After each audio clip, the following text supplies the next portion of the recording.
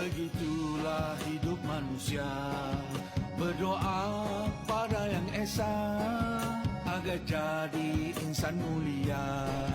Tapi sayang hidup tak lama, Lama-lama terbang merata, kisah madu di pohon bunga.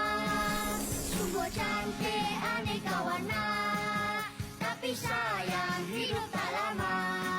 Tapi sayang hidup tak lama.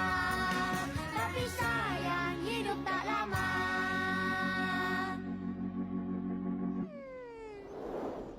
Mari kita sambung kayu. Jom!